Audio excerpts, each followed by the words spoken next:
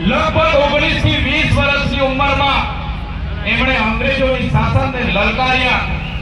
અંગ્રેજી હુકુમત સામે એમણે જંગ પોકાર્યો અને એ જંગમાં તમે વિચાર કરો, તે જમાનામાં રેડિયો નહોતા, ટીવી નહોતા, મુંડા ભગવાન હતા.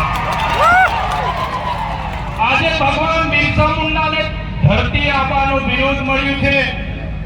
ધરતી આબા એટલે ધરતીના પિતા. આ બિરસા મુંડાએ સંગઠન કર્યું જે અંગ્રેજ હુકુમત દ્વારા આદિવાસી વિસ્તારોમાં જમીનો પચાવી પાડવામાં આવી, કર વસૂલ કરવામાં આવ્યા. એની સામે એમણે જાહેર એલાન કર્યું. એમણે લોકોને એક સૂત્ર આપ્યું કે રાણીનું રાજ જશે અને આપણું રાજ આવશે. તે વખતે ઇંગ્લેન્ડની રાણીનું રાજ આપણા દેશ પર હતું અને બિરસા મુંડાએ કીધું રાણીનું રાજ જશે, આપણો રાજ આવશે. અબુમા દેશમ અબુમા રાજ, આપણા દેશમાં આપણું રાજ એ સ્વાયત્ત રાજ લેવા માટે બિરસા મુંડાએ હુલ ગુલામ જિંદાબાદના નારા સાથે યુદ્ધ છેડી દીધું. મિત્રો તમે વિચાર કરો, 19 વર્ષનો યુવાન દુનિયાની અડધી વસ્તી પર રાજ કરનારી અંગ્રેજી હુકુમત સામે લડ્યો. એની સામે હજારો તીર ધનુષધારી સૈનિકો ઉભા થયા. 1895માં એમને અંગ્રેજી હુકુમતે મિલિટરી બોલાવીને એરેસ્ટ કરવામાં આવ્યા. મિત્રો તે વખતે અંગ્રેજી હુકુમતે બિરસા મુંડાની માહિતી આપનારને 500 રૂપિયાનું ઇનામ જાહેર કર્યું. તે જમાનાના 500 રૂપિયા એટલે આજના 5 કરોડ રૂપિયા થાય. છતાં બિરસા મુંડા પાછી પાની નહીં કરી. એમને જેલ હવાલે કરવામાં આવ્યા ને જેલ હવાલે કરવા દરમિયાન ત્યાંના જનરલ ડાયરે કીધું કે આ બિરસા મુંડાને એવી સખત સજા થવી જોઈએ, એને એવી સબક શીખવો કે બિરસા મુંડાની હાલત જોઈને બીજા કોઈ આ વિસ્તારમાંથી અંગ્રેજી હુકુમત સામે માથું નહીં ઉચકે.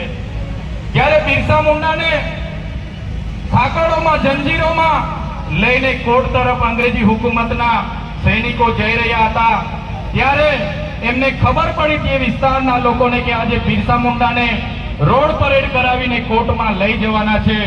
ત્યારે તે જમાનામાં કોઈ પણ સંદેશા વ્યવહાર વગર હજારો લોકો રોડ પર ઉમટી પડ્યા અને જે અંગ્રેજોએ ધાર્યું હતું કે બિરસા મુંડાને આપણે આ રીતના સખત સજા કરીને દાખલો બેસાડીએ, તેની સામે હજારો લોકો ઉમટી પડ્યા. ત્યારે બિરસા મુંડાના ચહેરા પર સ્મિત હતું.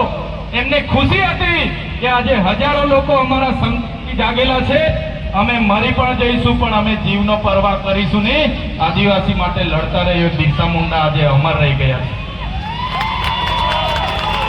2 વર્ષે જેલમાંથી છૂટ્યા. ફરી બિરસા મુંડા ઉલ ગુલામ જિંદાબાદના નારા સાથે એમણે લડત ચાલુ કરી. ત્યારે ત્યાંની હિલ ઘાટી પર એમણે આવી જાહેર સભા હતી. એ જાહેર સભામાં અંગ્રેજી હુકુમતે ચારો તરફથી ઘેરી લીધા, ગોળીબાર કર્યો અને ગોળીબારના અંતે 400 થી વધારે લોકો ઓન ધી સ્પોટ ત્યાં મરી ગયા અને કેટલાક યોદ્ધાઓ ઘાયલ હતા. એમને પહાડોથી નીચે ફેંકી દેવામાં આવ્યા, કેટલાક લોકોને જીવિત દાટી દેવામાં આવ્યા. છતાં બિરસા મુંડા ડર્યા નહીં અને અંગ્રેજો સામે લડતા રહ્યા અને બિરસા મુંડાને પકડીને જેલમાં લઈ જવામાં આવ્યા.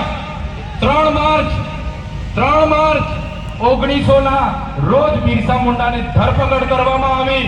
3 મહિના અંગ્રેજી શાસનની એવી જેલમાં એમને રાખવામાં આવ્યા કે ત્યાં કોઈને મળવા આવ્યું નહીં, કોઈને મળવાની અનુમતિ નહીં. અને 3 મહિના બાદ એટલે કે 9 જૂનના રોજ બિરસા મુંડાના મોતના સમાચાર આવ્યા. ત્યારે બિરસા મુંડાને સંતોષપદ રીતે મોત એમનું જાહેર કર્યું. ત્યારે બિરસા મુંડાની લડત હતી કે જમીનો આદિવાસીઓને બચાવવાની, જળ જંગલ જમીન પરના અધિકારો અબાધિત રાખવાના. એ બિરસા મુંડાને લીધે આજે પણ આપણે આપણી જમીનો મેળવી શક્યા છે અને બચાવી શક્યા છે. સાથીઓ આપણે સમાજમાંથી આવીએ છીએ જેનો ઇતિહાસ ગૌરવશાળી છે. એ બિરસા મુંડા ભગવાન હોય, ટાટિયા ભીલ હોય, ખાજિયા નાયક હોય કે ટીકા માજી હોય, ગુરુ ગોવિંદ ગીરી હોય કે જલપાઈસિંહ મુંડા હોય, જેમણે આઝાદીની લડતમાં પોતાનું યોગદાન આપ્યું, પોતાની સુવિધાઓ છોડી અને દેશ માટે લડ્યા, આપણા સમાજ માટે લડ્યા. આજે આઝાદીમાં પણ તમે જોઈ લો, આઝાદીમાં પણ આપણો આટલો મોટો સમાજે ખૂબ મોટું યોગદાન આપ્યું છે.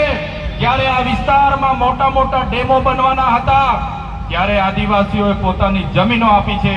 જ્યારે આ વિસ્તારમાં નેશનલ હાઈવે નીકળવાના હતા, ત્યારે આદિવાસીઓએ જમીન આપી છે.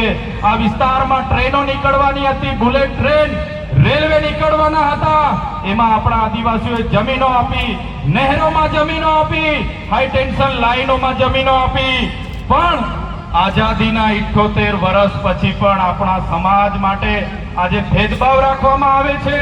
આજે પણ અમારો સમાજ શિક્ષકોની માંગણી માટે આંદોલન કરે છે, સારી શાળા માટે આંદોલન કરે છે, પીવાના પાણી માટે આંદોલન કરે છે, સિંચાઈના પાણી માટે આંદોલન કરે છે. એટલા માટે આ સરકારોને અમે કહીએ છીએ, અગર આ સરકારો આદિવાસીઓની વિકાસ કરવા નથી માંગતી તો આવનાર દિવસોમાં દેશનું 29મું રાજ્ય અમે ભીલ પ્રદેશ બનાવીને રહીશું. અગર